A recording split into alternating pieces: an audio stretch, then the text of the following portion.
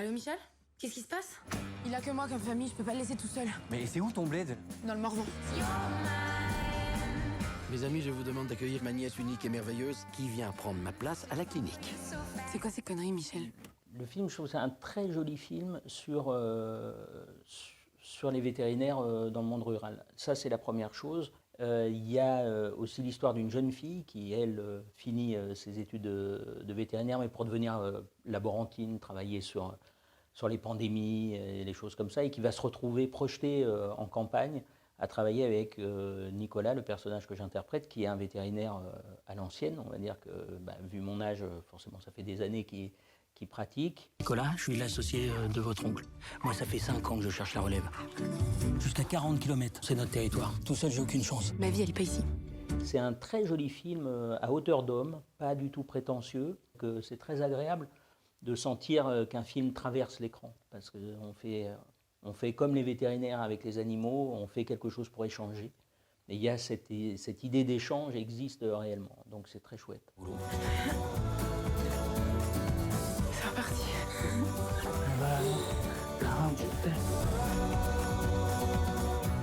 Ça fait toujours ça? Sauver une vie? Bah reste, comme ça tu sauras.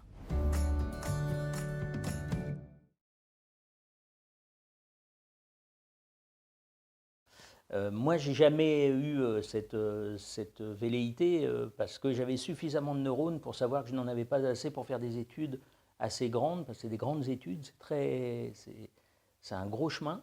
Il y a quelque chose voilà, qui n'était pas pour moi. Quand je regardais Daktari et que j'étais gamin, voilà, je m'identifiais plus à Clarence qu'à Daktari.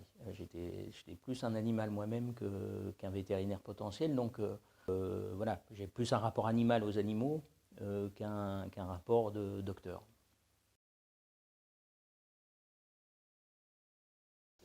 Moi, j'ai travaillé en amont du film, surtout avec un vétérinaire qui est dans le Morvan, qui est un jeune homme, passionnant, formidable, avec qui voilà, je l'ai suivi pendant son travail. Donc voilà, quelques manips avec lui, découvrir ce que c'était, mais surtout l'observer, le regarder, et avec les clients, avec les animaux, avec les éleveurs, avec les gens qui avaient un animal de compagnie, avec sa clinique, regarder aussi comment ça opère, comment ça travaille.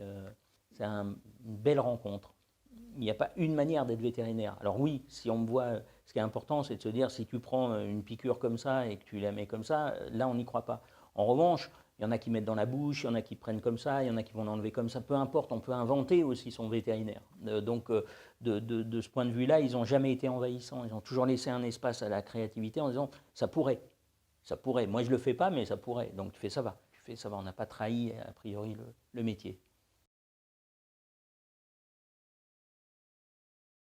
De voir la désertification, par exemple, aujourd'hui, et de voir qu'un vétérinaire avec qui moi je bossais, du coup, tout à coup disait, bon, on a à peine le temps, mais il faudrait que je fonce voir cette dame, une dame qui est seule avec un chien, on faisait 40 bornes, on allait voir cette dame, passer une demi-heure avec elle, tout ça c'est gratuit, il donnait des petits médocs au chien qui était en fait en fin de vie, qu'il aurait fallu euthanasier, mais il me dit, si j'euthanasie ce chien, je tue cette dame. Donc c'est tout cette relation humaine, psychologique, pour se dire que c'est aussi le dernier rempart avec un lien sociétal, enfin qui pourrait, en tout cas, humain plutôt que sociétal d'ailleurs. Là, la dimension avec l'éleveur qui a du mal à boucler les fins de mois et qui, si tant est qu'on parle de fin de mois, mais qui se dit il faut bien soigner ma bête et que le soin de la bête coûte plus cher que la bête elle-même. Ils sont très psychologues à cet endroit-là.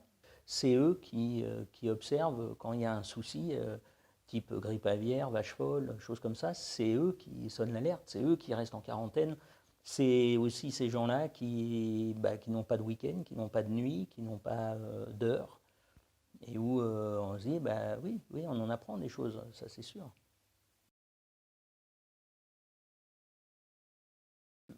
Moi, j'ai eu l'occasion souvent dans ma vie de travailler avec des animaux sur des films, notamment un film que j'avais réalisé qui était Belle et Sébastien, et où là on demandait autre chose, c'est-à-dire qu'on faisait avec le dresseur et qui était complexe, et qu'on demandait à Belle d'être presque humaine. Là, on était dans un travail avec une dresseuse formidable, Muriel, qui a amené ces animaux, mais à leur place d'animal.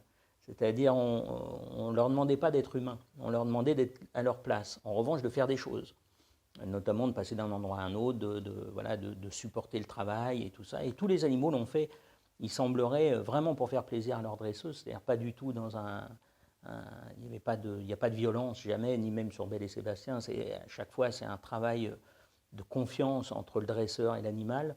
Et puis ensuite, pour les acteurs, ce qui est intéressant, moi, ce que j'aime beaucoup, c'est que ça oblige à être au présent et à jouer au présent. C'est-à-dire qu'il n'y aura peut-être qu'une prise. Et cette prise-là, c'est au moment où l'animal, il est bon. Et si toi, tu n'es pas au bon endroit à ce moment-là, tant pis. On montrera la séquence sur l'animal qui est bon, parce que c'est de ça dont on parle.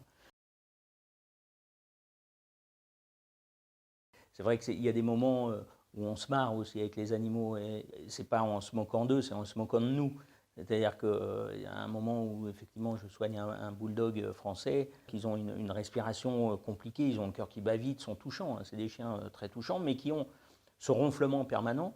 Et du coup, pour nous, quand on fait des films, on a une prise de son. Donc c'est compliqué parce que je devais parler et Princesse, le nom du bulldog, faisait tellement de bruit que des fois, tu entends une syllabe sur deux. Donc, au bout d'un moment, ça fait marrer l'équipe parce que le chien, lui, bah, il respire, il fait comme il peut, quoi. Et en même temps, c'est des chiens qui lâchent des caisses. Donc, ça pète beaucoup. Et ça pète puissant, court, ferme, mais puissant. Bah, c'est difficile de parler de mes chiens d'avant parce que, voilà. Chaque histoire et tout ça. Aujourd'hui, mon pote, voilà, c'est Orson, il n'est pas là, mais c'est un caniche toy que mes potos m'ont offert pour mes 50 ans il y a 2 ans. Et du coup, ils m'ont demandé avant, hein, ils m'ont dit est-ce qu'un chien, t'aimerais réavoir un chien? J'ai dit, ah ouais, ouais. C'est une relation très particulière. Je trouve que quand on parle de la relation qu'on a avec notre animal, on est très vite ridicule, ça n'a pas grand intérêt en fait, parce que ça fait très...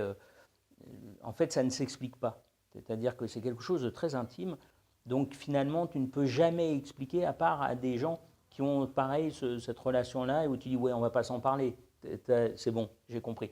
Et tu fais, voilà, en fait, c'est entre lui et moi, pour être sincère.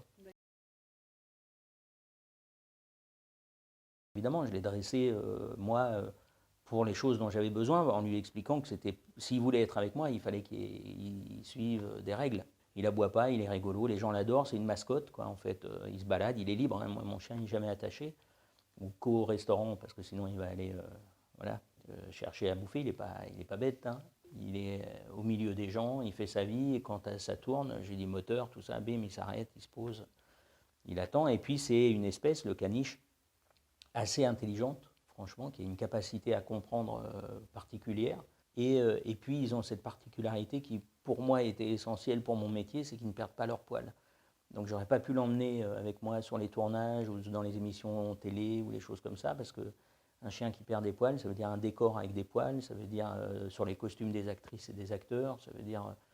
et du coup, ça n'aurait pas été possible. Donc, l'avantage du caniche, c'est qu'il ne perd pas ses poils, ce qui fait que je peux l'emmener partout avec moi.